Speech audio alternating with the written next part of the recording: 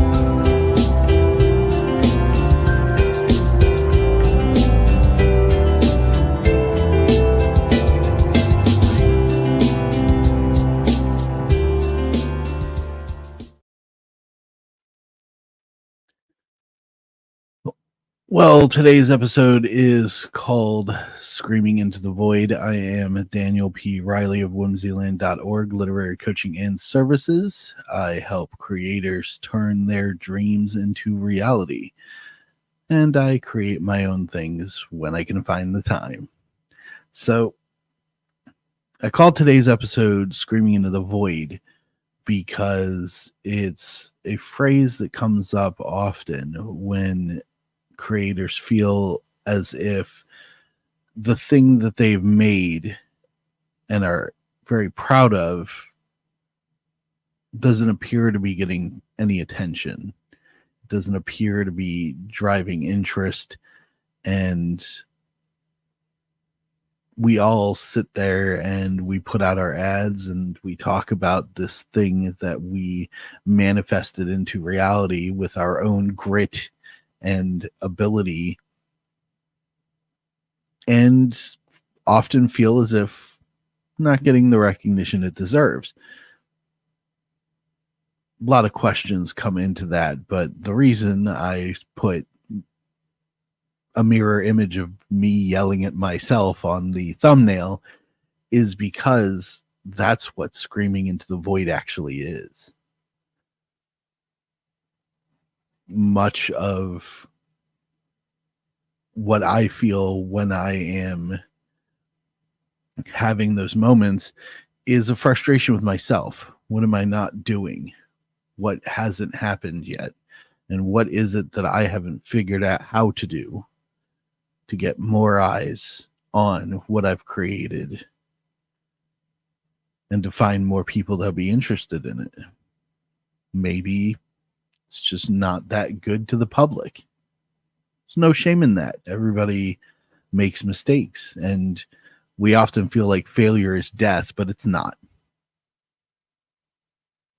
It's simply failure. You get up, you brush yourself off, you get to work on something else.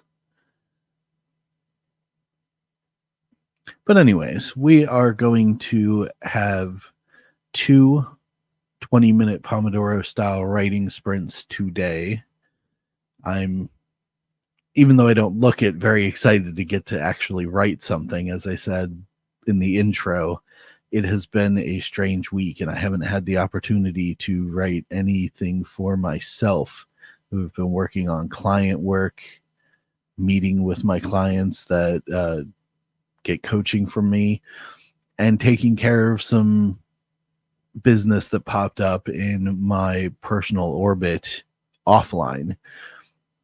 And that stole the hours that I usually use to write. It happens. But now we're here on IAK Sunday, and we're going to get some work done. So I have already set up my timer. I have Legacy of Heroes 2 Rising Stars pulled up on my main computer there, and I think it's time to get some writing done. What do you say?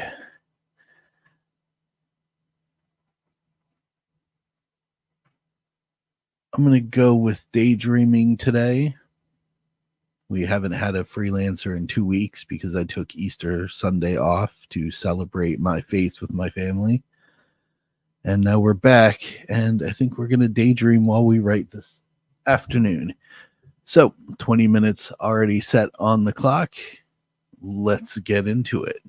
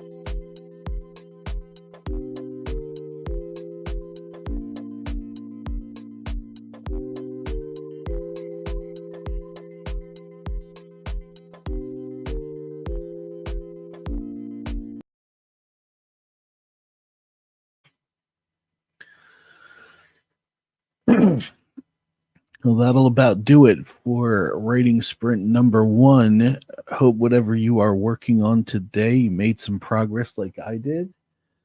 And boy, did I need it. Before I get into any of that, I want to take a moment to talk about this book right here. This is Infinite Money Glitch by James Krake.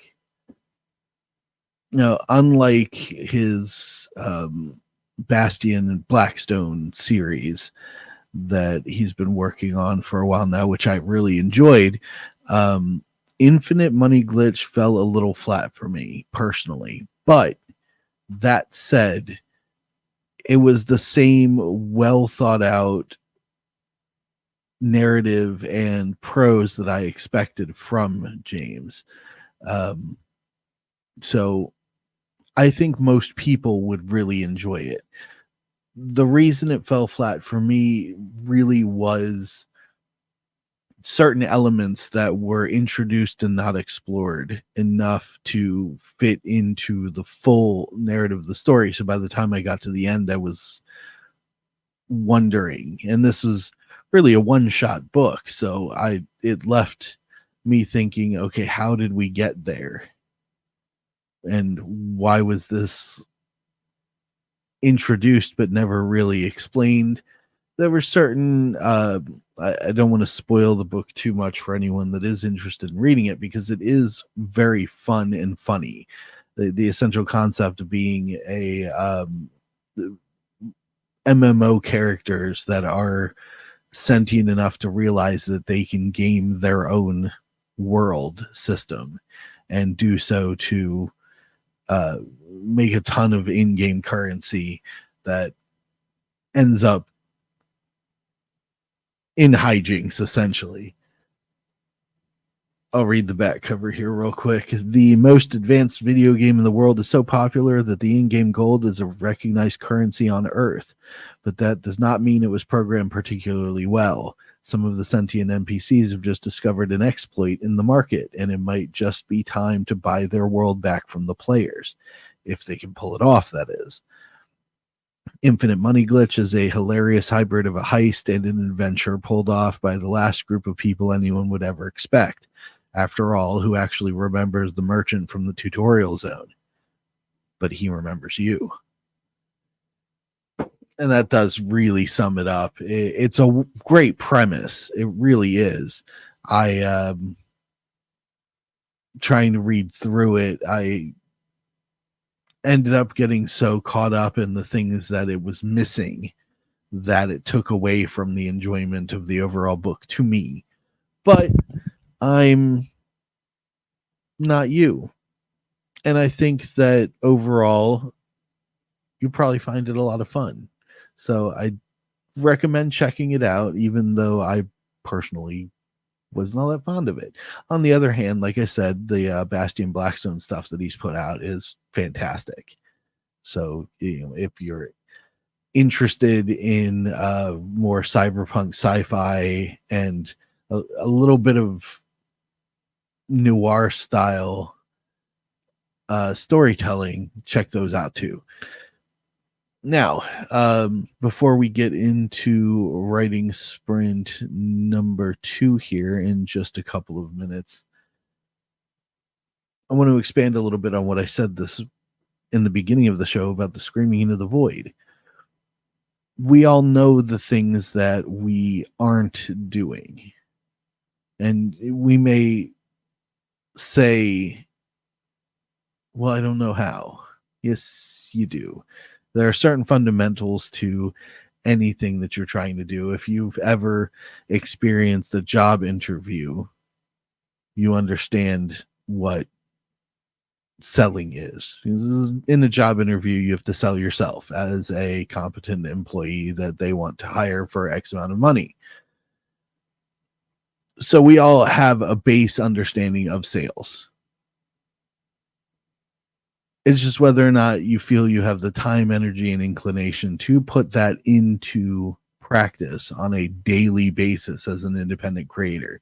That was one of the advantages that publishing houses had, was that they had a whole arm that would do marketing. So you didn't really have to. You just go where they tell you to go, show up, sign some copies, do some talking, follow the routine that's put out to you, and then you go back to your life and your writing. I mean, it's a little more complicated than that, but that's the gist of how it went back in the day, anyways. Nowadays, the mainstream publishing system is just as lazy as everything else. So they want you to do it for them. And that means you have to bring your own fans. And sometimes agents will even have specific thresholds that are required. They want you to have over 1,000 people that are going to buy your book before they'll even entertain glancing at this draft of the manuscript that you want to submit to them. It's a different world we live in now. But to bring it back to the main point, screaming into the void isn't actually screaming into the void.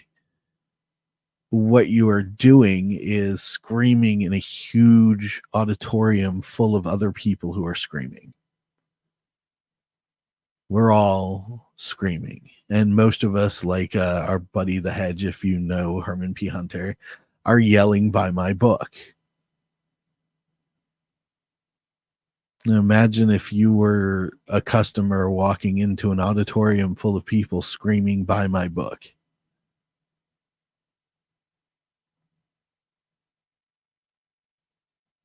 I don't really want to think about that anymore.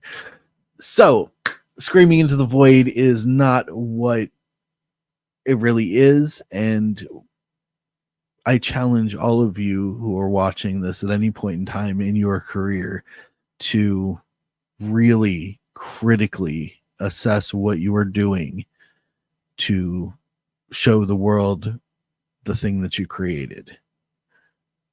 And honestly take a look at the things that you're avoiding doing, because most likely the things that you're avoiding doing are the things that are going to help you succeed.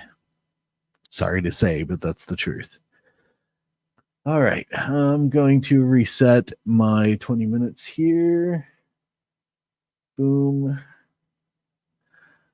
We're going to switch to lo-fi for this last 20 minutes, switch it up mid-show. I'm getting a little crazy. And let's get back to work. I definitely need to do more writing. Here we go.